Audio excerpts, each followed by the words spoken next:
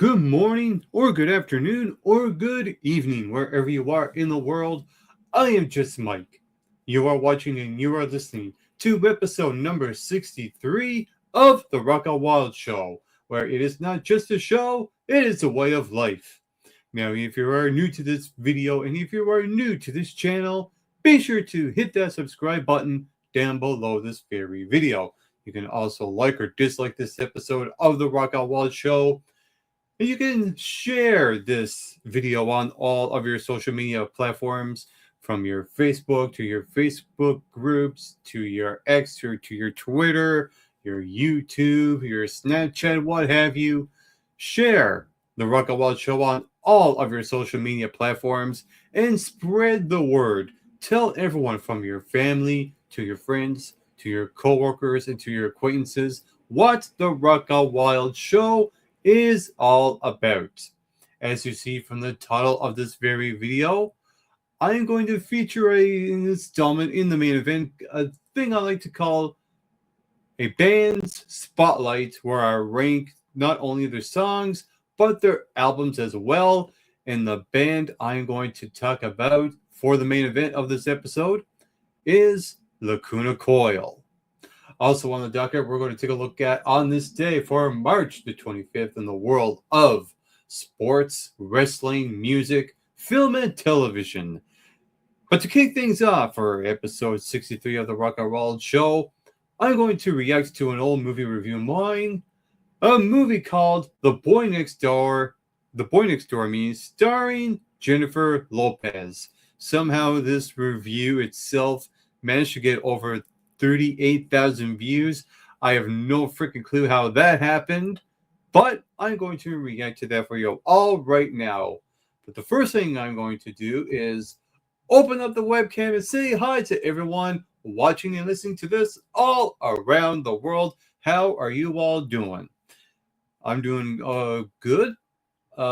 As I'm recording this episode, it is March the 12th, 2026. This will be aired in a couple of weeks' time. Without further ado, let's react to this movie review of mine called The Boy Next Door. So I'm going to present, share screen. Let's go to the link and make sure the audio is on. Perfect. Let's go full screen. Now, before I start playing this old movie review of mine, I'm going to guess how many points I gave The Boy Next Door. I remember not liking this movie at all. I think I really trashed on this movie. I think the score is going to be very low here. And if I had to venture a guess, I think I gave The Boy Next Door roughly, I would say, about 26 points out of 100. That's my guess, is 26. So let's do this. In 3, 2, 1, action. Not even a gorgeous, hot, sexy, naked Jennifer Lopez could save this movie. Oh, God. I called it, didn't I? I called it.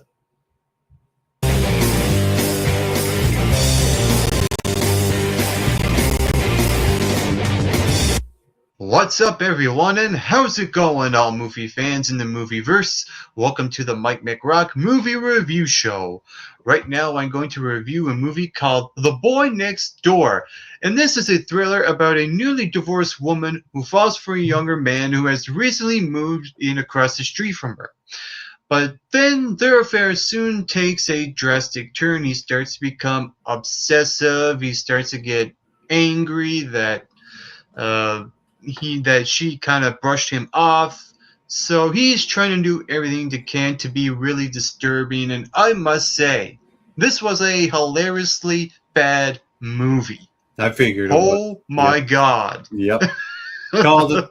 I called it. Where do I even begin? Well, let's just start with the positives first. And is there any?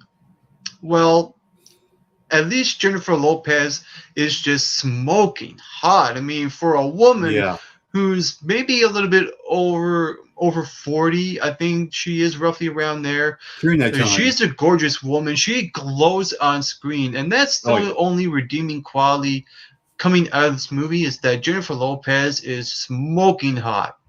I just And I'll pause it. I will say this: Jennifer Lopez. I get people don't like her because of her personality behind the scenes and all that, and I get it. I totally get it. To me, when I think of Jennifer Lawrence, not Jennifer Lawrence, Jennifer Lopez. Right, write that one down. When I think of Jennifer Lopez, she is one of the first crushes I've had in Hollywood. So there's that for you. So let's continue. just wish that her acting was on the same level of her gorgeousness. Yeah. And I never really got that. I never got to see that woman that was in Enough, where she was Mm-hmm. a bit of an ass kicker in a sense where, she's a tough woman. Damn But we sure. never really got that here in this movie. I And agree. to me, that was a real letdown. Yeah. Not even a little bit of that woman in Enough was in this movie. Yeah. All she done was give the guy a kick to the nuts, and that was pretty much it. That was it.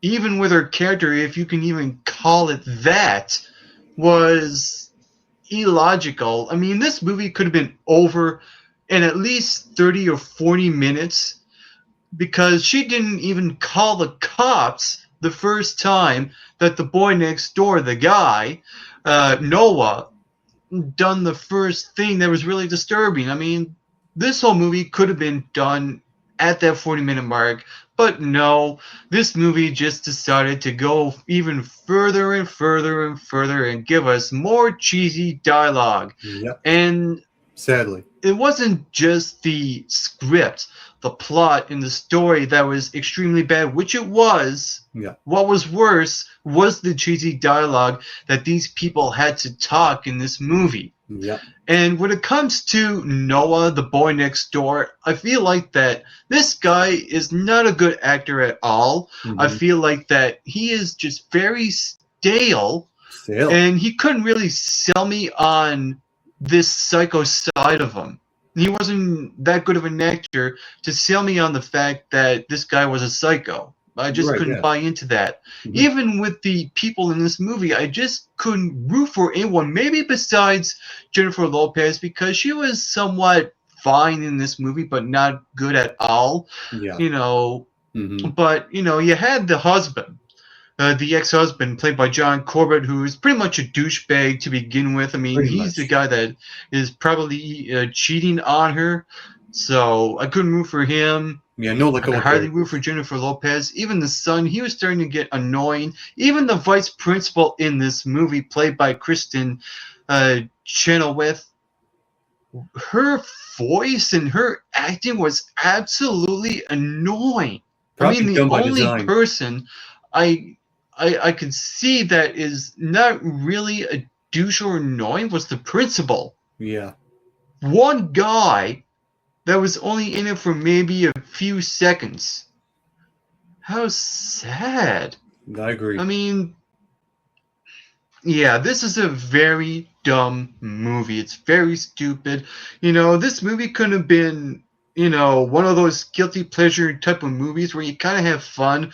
But the more you think about it, the more really stupid it is. And the problems with this movie is that there's no sense of flow or direction. And the way it translates from scene to scene to scene, there's just no direction where this movie goes. There's no real flow. There's no consistency throughout this entire movie. A perfect example is that Jennifer Lopez, you see her, kind of relaxed. She got her pajamas on. But then all of a sudden, the very next scene, she's out on a date. And then the very next scene, she's in her pajamas again. And then the very next scene, oh, yeah, the boy next door says, oh, hey, you want to do something? Come on over to my place. And we'll bang because we're both good looking. This guy has abs and she's so hot. So let's bang, right? Yeah, okay, this is going to make one hell of a great movie. Not! So the problem with this movie is that there's no chemistry with that young guy and Jennifer Lopez. And it's funny how they really put out there that the guy's almost 20. Yeah, the guy is almost 20. The guy's almost 20. Holy crap.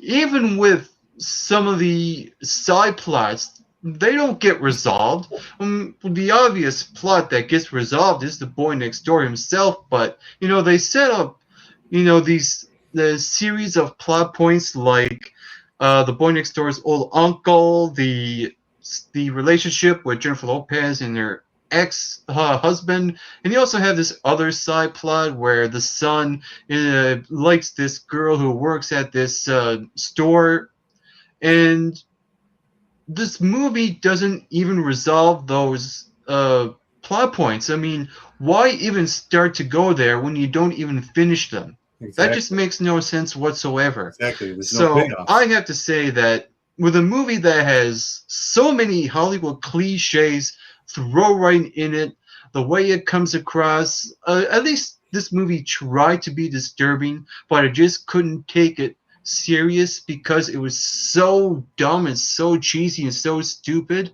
Yep. So with that being said, I'm going to give The Boy Next Door 25 points out of 100. Off by and one. If you saw this movie, what did you think about it? Feel free to comment below and give me your thoughts about The Boy Next Door. This was so hilariously bad. Oh God.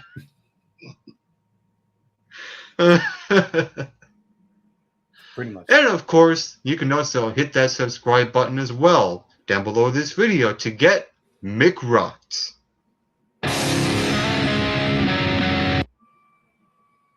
Yeah, so that was my movie review from 11 years ago called The Boy Next Door, starring Jennifer Lopez. When your review is more entertaining than the movie itself, that's an issue. But I would watch this review again over and over and over just to get a good chuckle, because there's a couple good moments in there where I genuinely laughed at that review I reacted to. Honest to God, I would rather watch that review 100 times more than I would that movie itself. That's my reaction to my movie review for the movie The Boy Next Door, starring one of my first crushes in Hollywood, Jennifer Lopez. Now let's get into all the things that you normally see on the Rock Out Wild show, and that is a segment I like to call On This Day. So we're going to present, share screen, and let's take a look at sports for March the 25th. In 1876, Glasgow, Scotland. First soccer match in Scotland defeated Wales 4-0. In 1881, 43rd Grand National, Irish jockey Tommy Beasley wins his second consecutive GN aboard 11-2 co-favorite Woodbrook. In 1887, 49th Grand National, Bill Daniels aboard 20-1 Chance Gamecock wins by 3 lengths from Savoyard. In 1889, first Test cricket match played at Newlands, Cape Town versus England. In 1898, 60th Grand National, John Gurley wins abroad 25-1 shot Drogheda. Correct me if I did not pronounce that correctly. In 1904, 66th Grand National, Arthur Birch wins abroad 25-1 New Zealand. Bryn Moafa horse survives shipwreck off Ireland a year earlier. In 1907, Stanley Cup, Winnipeg Auditorium, Winnipeg, Manitoba. Montreal Wanderers lose to Kenora Pistols 6-5, but win on 2-game aggregate 12-8. In 1916, Jess Willard fights Frank Moran to no decision in 10 for a heavyweight boxing title in New York City. In 1924, Stanley Cup Final, Ottawa Auditorium, Ottawa, Ontario. Montreal Canadiens beat Calgary Tigers 3-0 for a 2-0 series sweep. 1927, 86th Grand National, 8-1 favorite Spring wins, ridden by jockey Ted Lederer, trained by his father, Tom Leader. In 1934, first Augusta National Invitation Tournament Masters. Golf, Horton Smith wins 20-foot birdie putt at the 17th hole, one stroke ahead of Craig Wood. In 1937, it is revealed quarterback Oates plays Babe Ruth $25,000 per year for ads. Back then, that was a lot of money, and I mean a lot of money. In 1937, Lionel Concher misses on first Stanley Cup penalty shot. In 1938, 97 Grand National, 17-year jockey Bruce Hobbs wins abroad 40-1 Battleship. First U.S. bred and owner winner. Only horse to win GN and America Grand National in 1934. In 1947, 9th NCAA Men's Basketball Championship. Holy Cross beats Oklahoma 58-47. Crusaders' first victory in first title game. Also in 1947, last day of Test cricket for Walter Hammond versus New Zealand, Christchurch. In 1950, 104th Grand National, and Jimmy Parrow wins abroad 10-1. Irish go favorite freebooter, estimated 500 in attendance, including royal family. In 1950, also Wales outclasses France 21-0 at the National Stadium. Cardiff to clinch the Five Nations Rugby Championship, Grand Slam, and Triple Crown. In 1957, NBA modifies the free throw rule. In 1958, Sugar Ray Robinson is the first boxing champ to win 5 times. And that is something he can claim. And can you dig that, sucker? In 1959, Bill White traded to St. Louis for pitchers Sam Jones and Don Coate. In 1960, Fort Frick voids Indians Red Sox deal as Sam White retires. In 1961, 115th Grand National, Bobby Beasley wins abroad. Nicholas Silver 5 lengths ahead of defending champion Merryman II, first grade winner of 90 years. In 1961, also 23rd NCAA Men's Basketball Championship, Cincinnati beats Ohio State 70-65 in overtime. Buckeyes future Hall of Fame forward Jerry Lucas is MLP for a second straight year. In 1961, also, third place game is one of the wildest contests in NCAA tournament history as St. Joseph's defeat Utah 127-120 in quadruple overtime. And also in 1967, 29th NCAA Men's Basketball Championship. UCLA beats Dayton 79-64. Bruin center Lou Alcindor, later named Kareem Abdul-Jabbar, tournament at the MLP. In 1971, NFL football team Boston Patriots become New England Patriots as they relocate to Foxborough, Massachusetts. In 1972, 34th NCAA Men's Basketball Championship, UCLA beats Florida State 81-76, sixth straight title for Bruins, future Hall of Fame center Bill Watson tournament MLP. Also in 72, Chicago Blackhawks Bobby Hall becomes the second NHLer to score 600 goals, with a goal in Boston assisted by his brother Dennis. And I should know Bobby Hall, one of the great NHL players of all time. In 1973, AIAW Women's Basketball Tournament, Immaculata beats Queens College 59-52. Immaculata first undefeated team in New York. In 1979, Shank tennis star Martina Navratilova retains her WTA Tour Championship with a 6-3, 3-6, and 6-2 win over American teenager Tracy Austin in New York City. In 1979, PGA Tournament Player Championship, Sawgrass. Laney Watkins wins in windy conditions, 5 strokes ahead of runner-up Tom Watson. In 1982, Wayne Gretzky, also known as the Great One, becomes first NHL to score 200 points in a season. In 1986, Canadian Kurt Browning becomes the first figure skater to land a quadruple jump. In 1986, Men's Figure Skating Championship in Geneva, won by Brian Boitano. In 1988, Robin Givens demands full access to husband Mike Tyson's money. In 1991, Alan Border takes 5-68 versus WI at Baruta, Georgetown.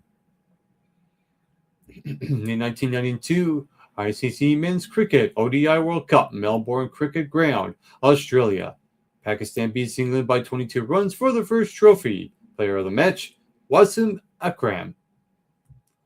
In 1955, boxer Mike Tyson released from jail after serving 3 years. In 1996, Ice Dance Championship at Edmonton, won by Grichuk and Platov, Russia. In 1996 also, Ladies Figure Skating Championship in Edmonton, won by Michelle Kwan. Also in 96, Men's Figure Skating Championship in Edmonton, won by Todd Eldridge. In 1997, MLB Cleveland Indians trade Lofton and Embry to Braves for Macri Grissom and David Justice. In 2001, Nabisco Championship Women's Golf, Mission Hills. Sweden's Annika Sorenstam shoots a final round, 69, to win the first of her 3 titles at the event, 3 strokes ahead of 5 runners-up. In 2013, golfer Tiger Woods returns to his world #1 ranking. In 2018, Australian cricket captain Steve Smith handed 1-match ban after admitting Australian team tampered with the ball in 3rd test against South Africa in South Africa. And in 2022, Sydney forward Lance Buddy Franklin kicks 4 goals to become only 6th player in VFL/AFL history to kick 1,000 career goals.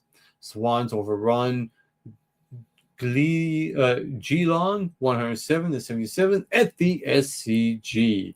And those are all the events that happened on this day from March 25th in the world of sports. Nothing but sports.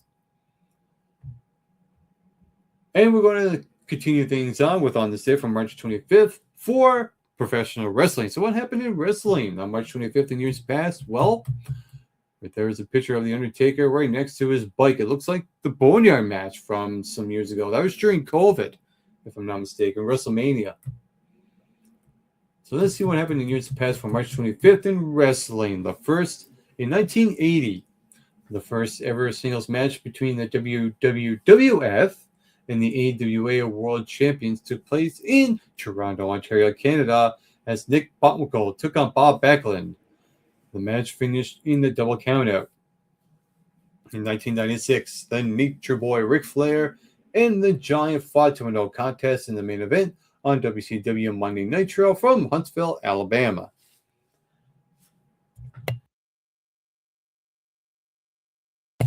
In 1997, at the WWF Raw is War taping in Peoria, Illinois, Owen Hart and the British Bulldogs European title match resulted in a no contest, and the recently turned heel Bret Hart interrupted to reconcile with his brother and brother-in-law to reform the Hart Foundation. Bret Hart faced Rocky Maivia in the main event for the Intercontinental Championship, which resulted in a disqualification loss for Hart. Stone Cold Steve Austin made his first appearance on WWF TV since his submission match with Bret Hart at WrestleMania 13.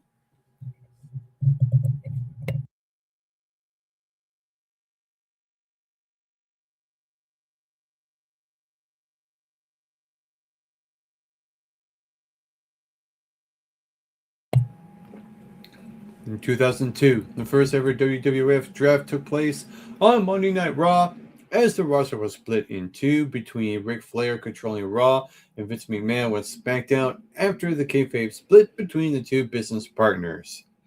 The first pick in the draft saw The Rock picked for SmackDown before The Undertaker was selected for Raw with the second pick.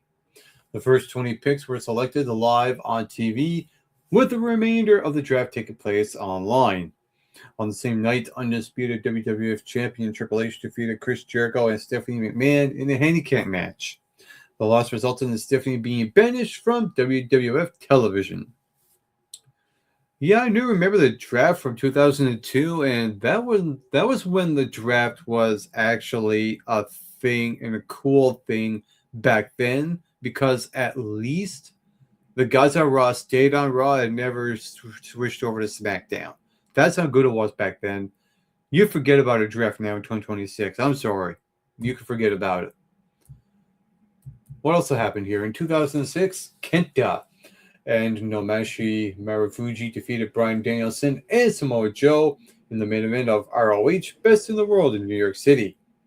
In 2008, at the ECW taping in Fayetteville, North Carolina, a huge 24-man tag team match took place involving the likes of Mark Henry, Matt Striker, Gene Snitsky, The Great Khali, The Miz, Cody Rhodes, Jamie Noble, Jim Duggan, Kane, Kofi Kingston. It says Kofu Kingston, but it's actually Kofi Kingston, and Tommy Dreamer. Who the heck is Kofu Kingston? That's what I want to know. Who is that? He must be related. Anyway, in 2012, in the main event of Progress Chapter 1, in the beginning at the Garage in London, Nathan Cruz won the Progress title in a 4-way elimination match against El Ligero, Marty Scurll, and Mike Mason. In 2020, Kenny Omega retains the AAA Mega Championship over Sammy Guevara in the main event of AEW Dynamite from Daly's Place in Jacksonville, Florida. Also, Cody Rhodes defeated Jimmy Havoc in the opening match, and Brody Lee defeated QT Marshall in a singles match. Also in 2020, the cinematic Boneyard match between The Undertaker and AJ Styles to be broadcast as the main event of WrestleMania 36. Night 1 was taped on location in Florida. The match was the last in the legendary career of the Undertaker before he announced his retirement later in the year. And that match still holds up to this very day. It's funny, Undertaker retired then, and AJ Styles retired early this year. Who would have thought? And also in 2020, the first day of tapings for WrestleMania XXXVI took place at their Performance Center in Orlando behind closed doors for the very first time. The event was scheduled to take place in front of a live crowd at the Raymond James Stadium in the Tampa Bay area of Florida, and was withdrawn from the venue during the first wave of COVID-19 pandemic.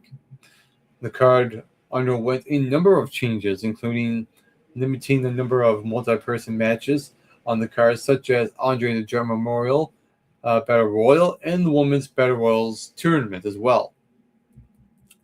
On the card, Alexa Bliss and Nikki Cross. Well, you get the idea. Well, I'm not going to go over the match card here, but here is a glimpse of what the match card was. If you want to take a picture of that and read it later on, feel free as I'm going along this article right here.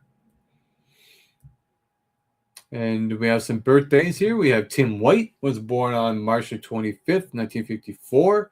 And Jumbo Tsuruta was born in 1951. And those are the events that happened on this day in the world of professional wrestling. Now let's take a look at what happened in the world of music in years past from March to 25th. Here's a picture of Taylor Hawkins, from the former drummer of the Foo Fighters. On this day in music, March 25th, 2022, fans around the globe were stunned to learn of the sudden death of Taylor Hawkins, the Foo Fighters' charismatic drummer. The 50-year-old musician who had complained of chest pains was in Bogota, Colombia for the Estero Picnic Festival, where he and his bandmates were due to perform that evening. Originally from Texas, Hawkins drummed for Canadian singers Seth Jordan and Alanis Morissette before joining Foo Fighters in 1997. The high-energy artist appeared on 8 of the band's albums between 1999 and 2021, and in the years immediately preceding his death, played on records by Miley Cyrus, Elton John, and the late great Ozzy Osbourne. Hawkins also cut 3 albums leading his own group, Taylor Hawkins and the Cocktail Riders. So he died young, and he's one of my favorite drummers of the times, of the 90s, and Taylor Hawkins, I think, will always be missed. In 1969, John Lennon and Yoko Ono began their first of 2 Beds in for Peace protests, beginning with a week-long stint in the Amsterdam Hilton's presidential suite, where they answered questions from the press and promoted world peace. The second bed-in took place at Montreal's Queen Elizabeth Hotel. In 2019, influential singer-songwriter Scott Walker passed away at the age of 76. Born Noel Scott Ingle, he adopted his stage name when he moved to Los Angeles and co-founded the Walker Brothers in 1964. The trio based themselves in London, where they scored 2 #1 hits, Make It Easy on Yourself and The Sun Ain't Gonna Shine Anymore. When the trio split in 1968, Walker established himself as a solo artist and producer. In 1983, Motown Records celebrated its 25th anniversary with Motown 25. Yesterday, Today, Forever, a televised concert from the Pasadena Civic Auditorium in California.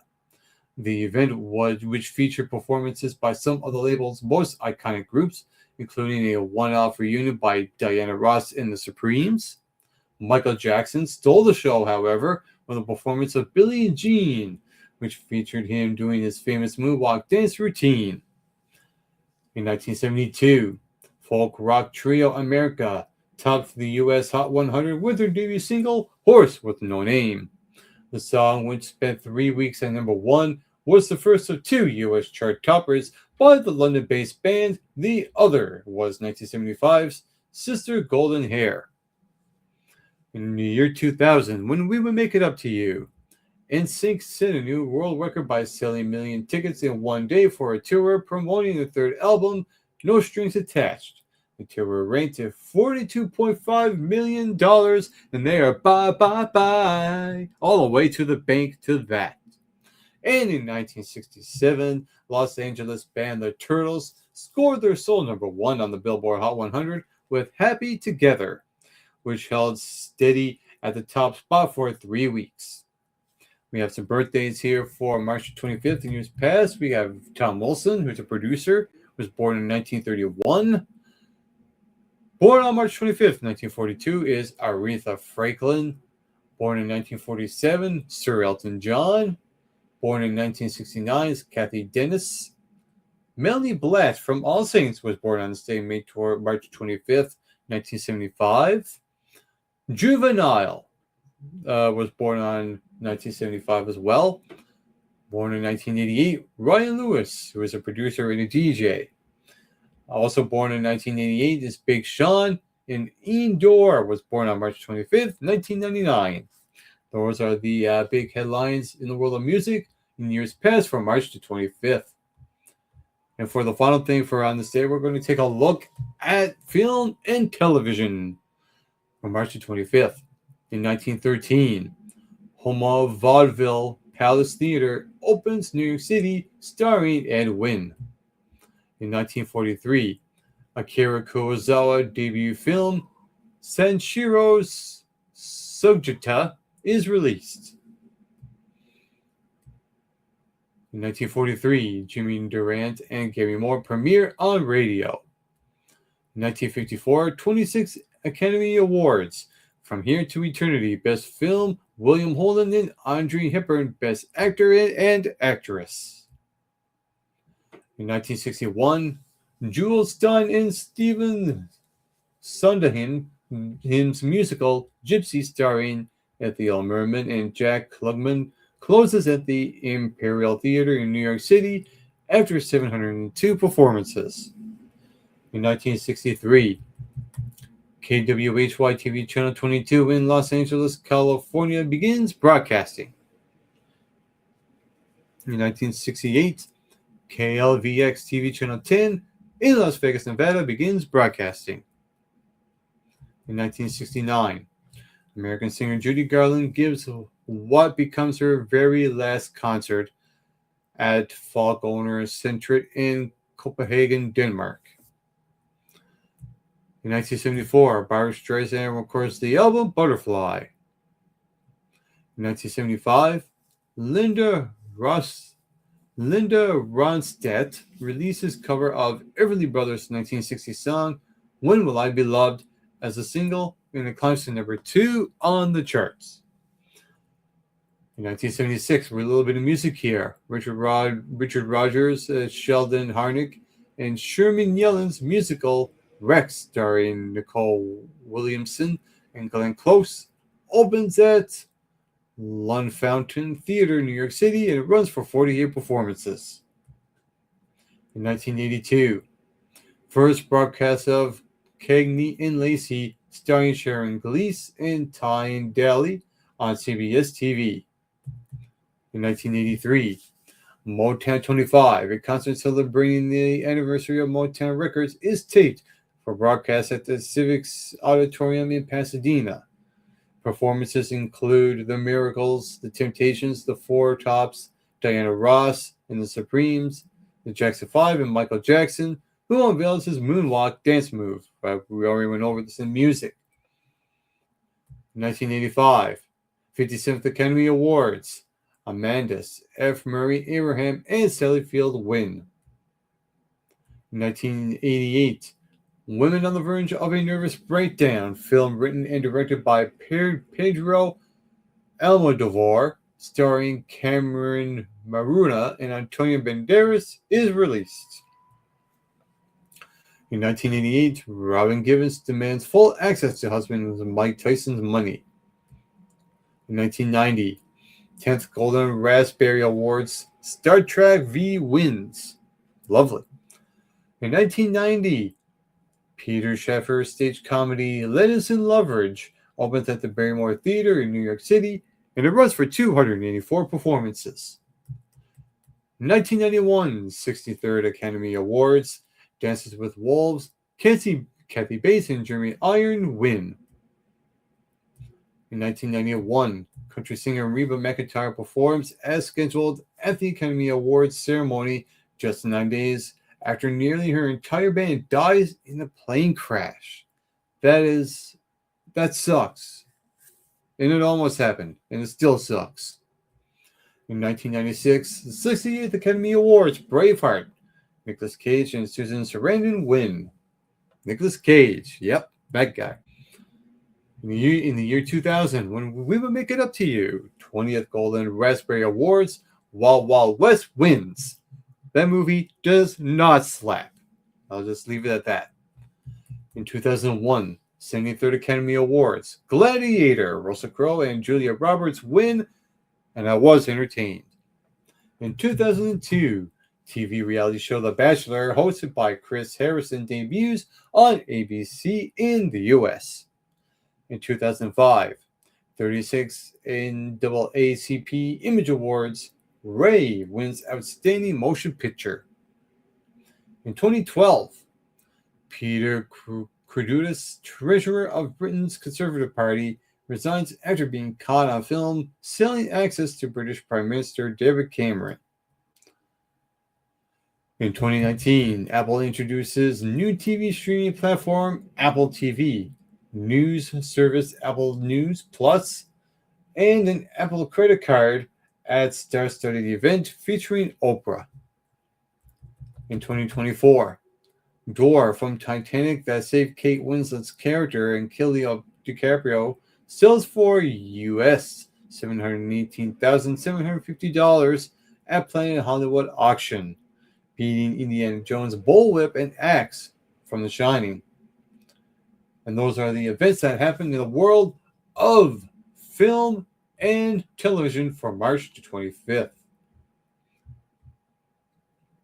And I do believe it is about that time for the main event of this very episode. That is episode 63 of the Rock Out Wild show.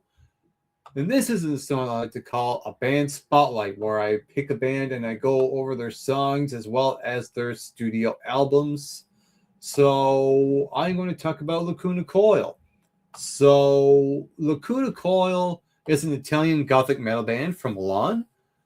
Sister formation in 1994. The group has had 2 name changes.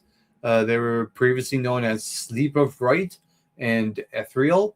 They have recorded 10 studio albums, 2 extended plays, 2 live albums, 2 compilation albums, 1 video album, and 16 singles and music videos. So this is a band that's been around for over a few decades now. And I think it's time that I go over this band. I think they really deserve to be in the spotlight for the Rock Out Wild show. So as far as their songs go, I really enjoy their stuff.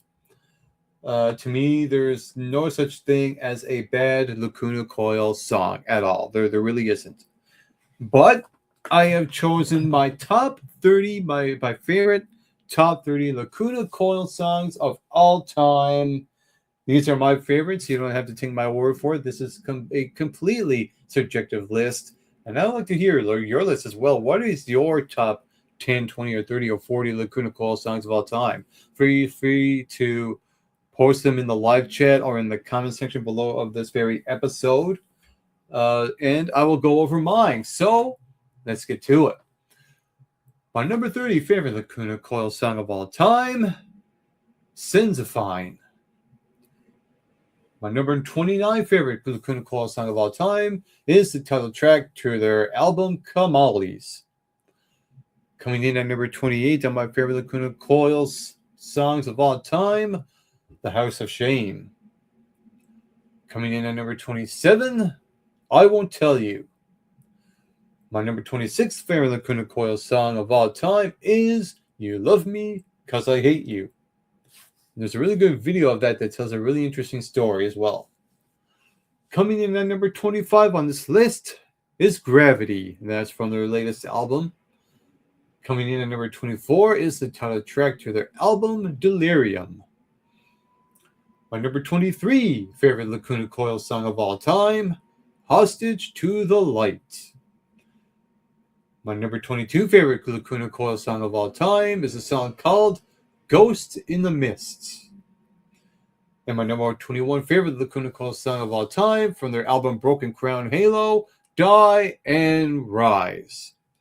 Now we get into the top 20 portion of this list.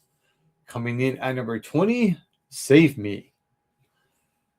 Coming in at number 19 on my favorite Lacuna Coil songs list, how ironic that it is a song called 119, which is at number 19.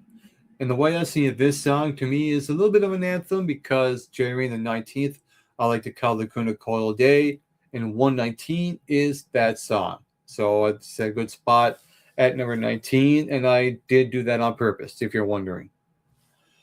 Coming in at number 18 is a song you may have heard on a previous list of mine when I done my top 60 favorite cover songs of all time. This song was on it. My number 18 favorite Lacuna Coil song of all time is a cover originally done by Depeche Mode, Enjoy the Silence. Coming in at number 17 on my favorite Lacuna Coil songs of all time is My Spirits. Coming in at number 16 on this list, I Forgive, But I Won't Forget Your Name. Coming in at number 15 on this list is the closing track of their latest album. It is a song called Never Dawn. Coming in at number 14 on this list is one of my favorites. If you follow my weekly charts, especially back in the 2017-ish, 2018-ish era, you'll know what my favorite songs were then, and this was one of them. My number 14 favorite Lacuna Coil song, Blood, Tears, Dust. Coming in at number 13 on this list is another cover. It was on my top 60 of just a couple of weeks ago, and that is the cover of Losing My Religion, originally done by R.E.M. Coming in at number 12 on this list is a song from their previous album. And then it was one of their first singles off the record, In the Meantime, featuring the lead singer of New Year's Day, Ash Costello. And at number 11 is their song, Our Truth. Now we have 10 songs left. So what are my top 10 favorite Lacuna Coil songs of all time? Well, it goes like this. Coming in at number 10, Spellbound. Coming in at number 9, Layers of Time. Coming in at number 8, to me, this is their anthem. Of all the songs they have, this is their anthem. Number 8 is Nothing Stands in Our Way. Coming in at number 7 on this list is Swamped. And at the number 6 position of my favorite Lacuna Coil songs of all time is Within Me. And now we have only 5 songs left. What are those 5? Well, my number 5 favorite Lacuna Coil song of all time, Trip the Darkness. Coming in at number 4, Heaven's a Lie. Yeah, you're probably wondering why that's not in the top 3. Well, you'll know when I get to the top 3 right now. My number 3 favorite Lacuna Coil song of all time, no pun intended of time, it is a song called End of Time. My number 2 favorite Lacuna Coil song of all time is, to me, one of the best ballads that they have in their repertoire. And that is Wide Awake. If you're a fan of Lacuna Coil and if you love ballads, I think you will love Wide Awake. That is one of their best.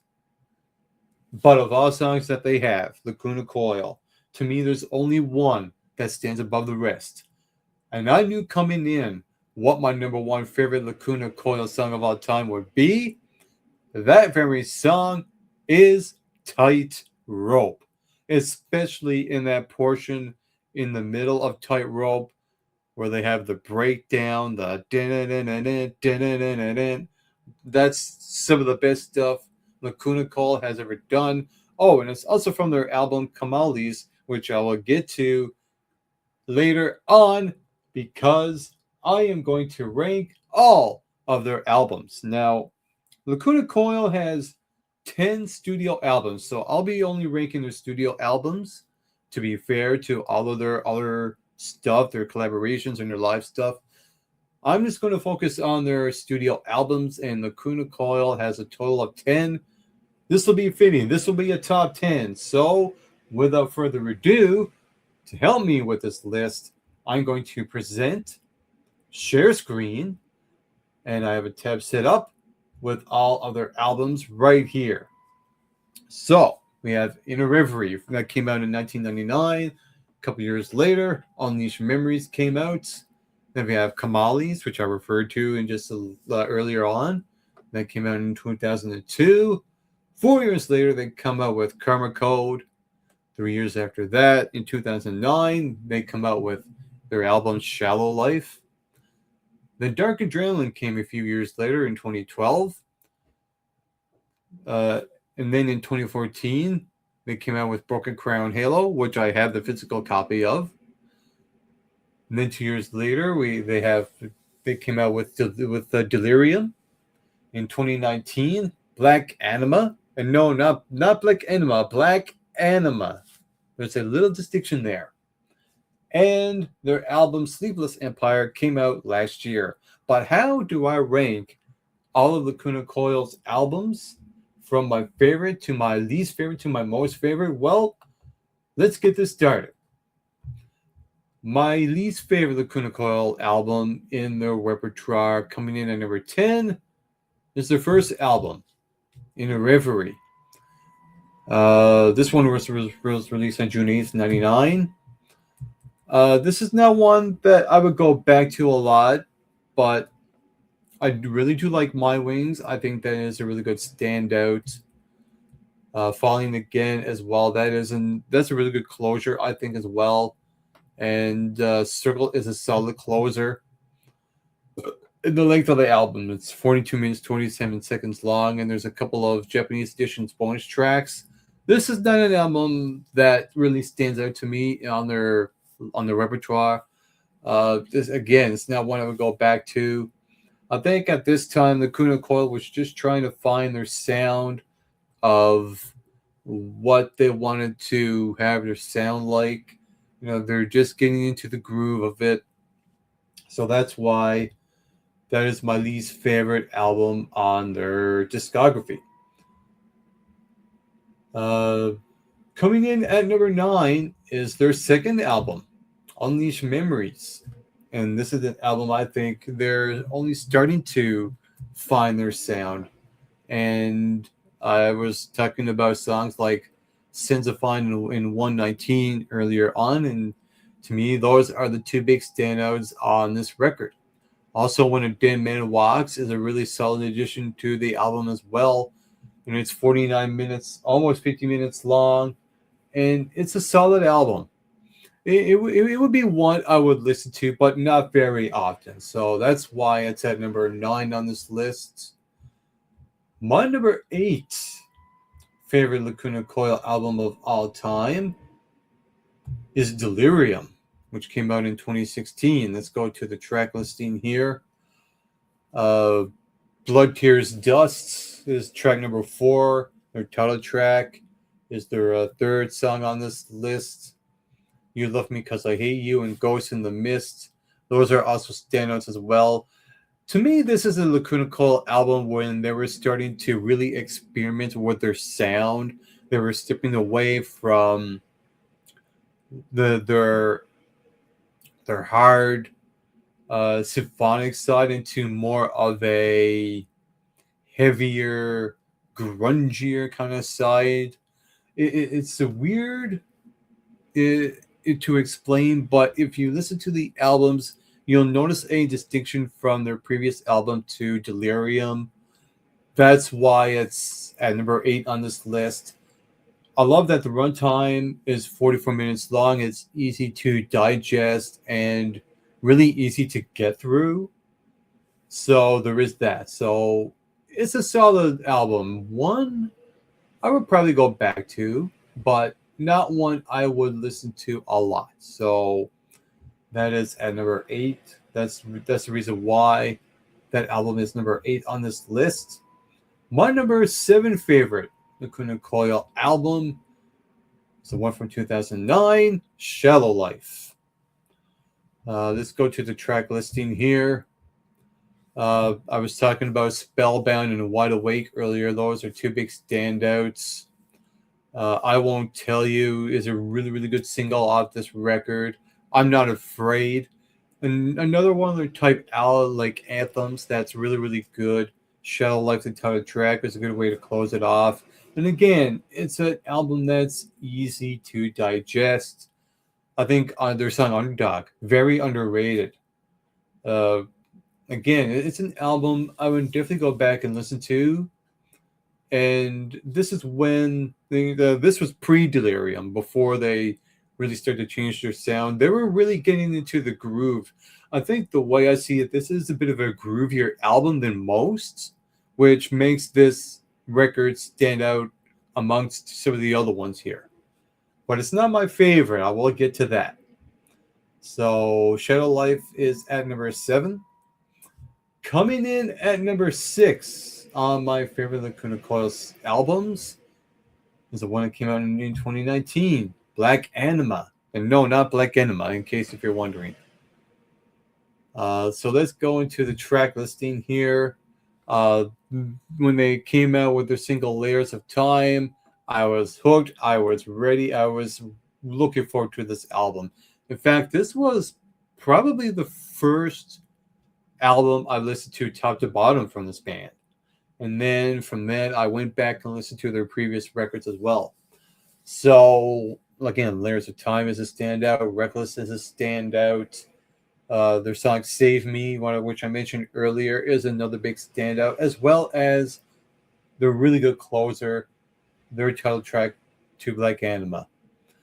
This is a record that's 45 minutes in length, and you notice that a lot of the records don't go past 15 minutes, well, the ones that I already talked about. So, again, like the rest of the albums, they're easy to digest and listen to, where you don't feel bored after listening to it. You get something out of it.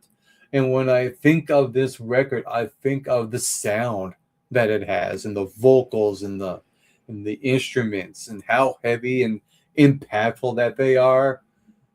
And Christina Scabbia, I think, really stands out amongst anyone, especially on this record right here, Black Anima. This is when they really starting to really find their stride after their record Delirium. So that's why Black Anima is at number 6 on this list. Coming in at number 5 on my favorite Lacuna Coil albums of all time is their album from 2006, Karma Code. This one was released on March 31st, which will celebrate its 20th anniversary, not too far off. And let's go to the track listing here. And I think there's a good number of standouts on this record, and that's why it's in the second half of this list. I mean, Our Truth and Within Me. Enjoy the Silence.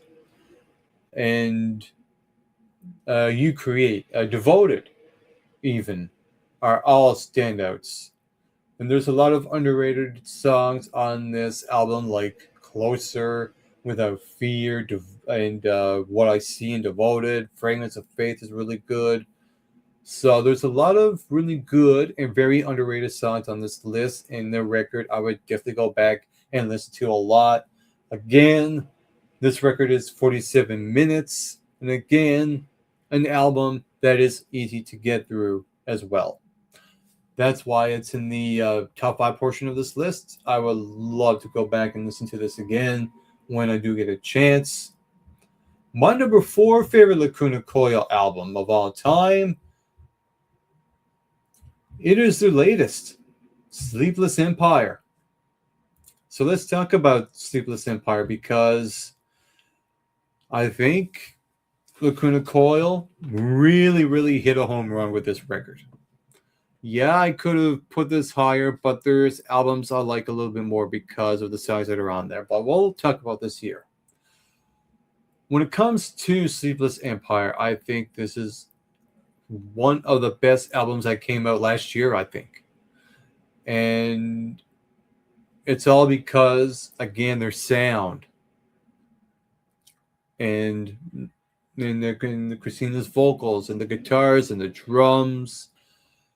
It's processed very well. It's produced very well. The sound is just immense at this point. I mean, this takes Black Anima and cranks it up to 13. Lucky 13, if I should say. And when I look at the track listing of this list, there's a lot of standouts. I mean, Never Dawn is an excellent way to close it off. The Siege is a really good way to open it off. You have songs like Gravity, I Wish You Were Dead, the title track, Sleepless Empire. There's a lot of really good songs on this list I think are worth listening to on their own. And when you put them all into one album, from track 1 to track 11, it tells a really, really good story throughout its runtime, I think. Again, it's an album that's 46 minutes in length, so it's easy to listen to without getting completely drawn out of it. So that's why Sleepless Empire is in there at number 4 on my favorite Lacuna Coil albums of all time. Now we're only getting into 3 more records. So what is my number 3 favorite Lacuna Coil album of all time? Well, it is the album that I have the physical copy of. It came out in 2014. That is Broken Crown Halo. And the reason why this is at number 3 on this list is because of their anthem that really opens us up to an amazing feat. That is Nothing Stands in Our Way. And it goes from that to Zombies and the Hostage to The Light, Die and Rise, I Forgive, Cyber Sleep, Infection, I Burn in You, which is, I think, a really, really good song as well. That could have been in my top 30. I could have put I Burn in You in my top 30. It almost did, actually. And One Cold Day, which is dedicated to deceased X-Band member Claudio Leo. God rest his soul. And I love this album. I love this album tremendously. It's an album that clocks in at 47 minutes, and it feels like it goes by like it's 40 minutes long. That's how good this album is. So that's why Broken Crown Halo is at number 3. The album that comes in the runner-up position of number 2 on my list is from 2012, Dark Adrenaline. Let's go to the track listing. We have songs like Trip to the Darkness, Kill the Light, Give Me Something More, End of Time, Losing My Religion, My Spirit, Intoxicated. Every single one of these songs I think is a standout. I mean, there's a reason why a lot of these songs were in my top 30. Like, for example, Losing My Religion. And Upside Down, I think, is very underrated. And it's an album that flows incredibly well from the first track to the last track. I mean, they come out swinging with Trip to Darkness that hooks you in from second one. And this album does not let go of its grip. Never does. And when My Spirit ends, you feel like you just listened to one of the best albums of all time. That's, to me, what this album feels like. It's an album that's 45 minutes of length, perfect length. Again, a lot of their albums are like that, so they're really easy to listen to. That's one of the repeating patterns. I keep saying the Lacuna Coil albums are easy to listen to, easy to digest. They don't feel long one single bit. I never get bored listening to a Lacuna Coil album. That's the best thing about this band. But there is only one album I think is the biggest standout in their discography. My favorite Lacuna Coil album of all time came out in 2002, and that is Kamali's. Let's go to the track listing, and you'll see why this album is my number one favorite album of all time by Lacuna Coil. The album kicks off with an amazing single called Swamped. And then in track 2 goes to another amazing single called Heaven's a Lie. And it goes from Daylight Dancer, which is a really, really good track to kick off on the 3rd slot. Then we have Humane, Self-Deception, and track 6 and 7, the transition is one of the best transitions you'll hear in an album. When it goes from Eon to Tightrope, it is outstanding. And you see, if you listen to Tightrope, you'll know exactly why that's my favorite song by Lacuna Coil of all time. And then you get the second half of it, where you have the Ghost, Woman and the Hunter, Unspoken, Entwined, The Prophet Said, Angel's Punishment, and Kamali's. Yeah, if you notice that the album is 51 minutes, 44 seconds long, so I do believe this is their longest album in their discography. However, this album does not feel like it's 51 minutes long. This album feels like it's 41 minutes long. This, to me, is their Avengers Endgame. This is their magnum opus when it comes to Lacuna Coil albums. Kamali's, to me, is the best Lacuna Coil album of all time, and it's also my favorite album of Lacuna Coil of all time. And this has been episode number 63 of the Rock Out Wild Show. I'm going to leave you all with a quote from Perspective of the Day, and it goes something like this. You are a valuable soul deserving of respect. Setting boundaries is not only necessary, but an act of self-love. Embrace your worth and stand firm in your stance against disrespect. Your feelings and needs matter, and you have every right to demand respect in all interactions. Surround yourself with those who honor and cherish you, for you are worth more than settling for anything else. Embrace your inner strength and let go of anyone or anything that diminishes your light. You are deserving of kindness, consideration, and compassion, and it is okay to walk away from any situation that does not honor your worth. Keep shining brightly for you are worthy of respect in every aspect of your life. I am your host, Just Mike, and this has been episode number 63 of the Rock on Wild Show. And on a final note to all of you watching and listening to this all around the world, get plenty of rest and always do your best.